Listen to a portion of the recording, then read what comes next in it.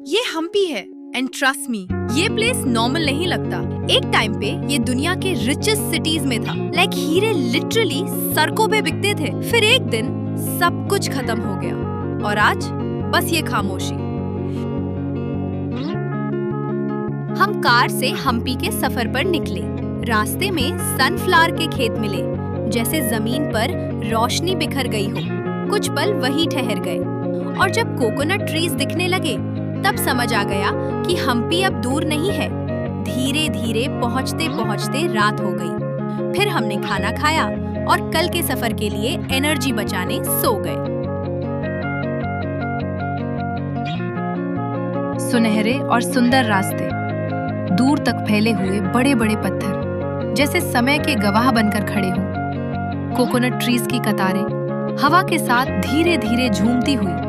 इन रास्तों पर चलते हुए ऐसा लगा जैसे हम किसी और ही दुनिया में आ गए हों। हर मोड़ पर एक नया नजारा था, कहीं खुला आसमान, कहीं पत्थरों की अनोखी बनावट और बीच में शांति इतनी गहरी कि बस महसूस की जा सके। यहाँ की सादगी ही इसकी सबसे बड़ी खूबसूरती है। आज तक का बेस्ट बेन्ने डोसा खाने के बाद चाय पी रहे थे। सीन ऑलरेडी परफेक्ट था, पर एक प्यारे से मेहमान ने आके कंपनी दी, जो कि आज तक की सबसे बेस्ट कंपनी थी। रास्ते में हमको कुछ बारात जैसा दिखा, जो देखने में एकदम उधर के कल्चर से पहचान दिलाने वाला लगा। पर ये क्या है, वो अभी तक समझ नहीं आया। फिर हम पहुंचे हमारे पहले लोकेशन पे, उग्र नरसिम्हा और बर्ड विलिंग शिवलिंग, जो कि एक पत्थर से बनाया है और ये हमेशा पानी से घिरा रहता है। दूसरे लोकेशन पर पहुंचने के लिए हमें वहां तक चल के जाना था। चलना मुझे खास पसंद नहीं, पर ये रास्ते देखो कितने सुंदर है। पर चलना बोरिंग नहीं लगा। चलते चलते पहुंच गए लोटस महल, जो राजा कृष्णदेवराय ने अपने रानियों के लिए बनवाया था। यहाँ हवा हर तरफ से अंदर आती है, क्रॉस वेंटिलेशन बनाती है, पानी से गुजरकर ठंडी हो जाती है और डोम हीट को ऊपर रोकता है। ये एक नेचुरल एसी सिस्टम था। अब हम एलिफेंट स्टेबल्स पहुंचे। ये जगह पहले हाथियों के रहने के लिए थी। इतनी रॉयल आर्किटेक्चर, डोम्स और आर्चेस देखो पास में। मुझे सफेद सुंदर फूल दिखे और उन पर एक छोटा सा क्यूट वर्म था। यहाँ बैठ के सुंदर नजारा देखने के बाद हम गए पुष्करिणी। ये वेल जैसा दिखता है, लेकिन एक्चुअली वेल नहीं है। ये एक रॉयल स्टेप टैंक है जो रिचुअल्स के लिए यूज होता था। इसकी परफेक्ट सिमेट्री इसे खास बनाती है। यह है हजारा रामा मंदिर, जो विजयनगर किंग्स का प्राइवेट टेंपल माना जाता था।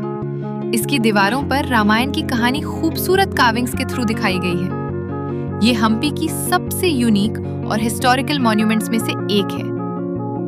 एक ब्यूटीफुल रोड से हमारा सफर शुरू हुआ।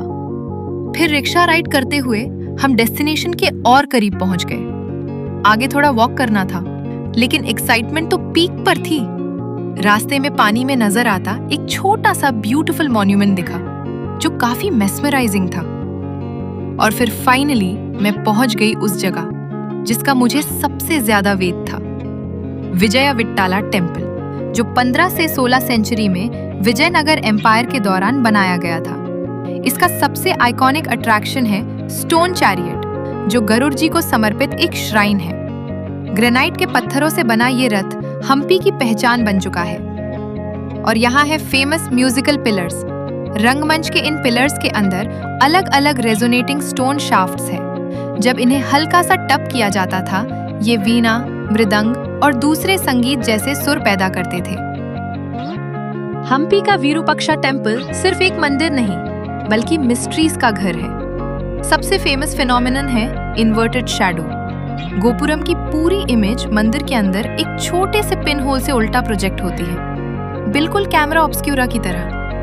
टेम्पल के कुछ पिलर्स और आर्किटेक्चर ऐसे डिजाइन किए गए हैं कि लाइट और एयर फ्लो नेचुरली कंट्रोल होते हैं। साइंस, इंजीनियरिंग और स्पिरिचुअलिटी का परफेक्ट कॉम्बिनेशन है विरूपाक्षा टेम्पल। पत्थरों के बीच से गुजरते हुए एक खूबसूरत ब्रिज क्रॉस करके हम अंजंद्री हिल तक पहुंचे। और फिर जो नजारा सामने था, उसने सब कुछ रोक सा दिया। दूर तक फैली हरियाली, तुंगभद्रा नदी की शांति और हम्पी के सुनहरे पहाड़। ऐसा लग रहा था जैसे कुदरत ने अपनी सबसे खूबसूरत पेंटिंग यही बना दी हो। ये है अंजनाद्री हिल्स, जो रामायण के अनुसार भगवान हनुमान जी की जन्मभूमि मानी जाती है। हनुमान जी की माता का नाम अंजना था, इसी वजह से इस पहाड़ी का नाम पड़ा अंजनाद्री। ये स्थान प्राचीन किष्किंधा राज्य का हिस्सा माना जाता है, जहां श्री राम और हनुमान जी की पहली मुलाकात हुई थी। आज भी 575 सीढ़ियां चढ़कर भक्त यहाँ हनुमान जी के दर्शन करने आते हैं और इस दिव्य जगह की अद्भुत सुंदरता का अनुभव करते हैं। अगर आपको हम्पी की ये यात्रा पसंद आई हो तो इस डॉक्यूमेंट्री को लाइक करें, शेयर करें और ऐसी ही और कहानियों के लिए चैनल को सब्सक्राइब करना ना भूलें।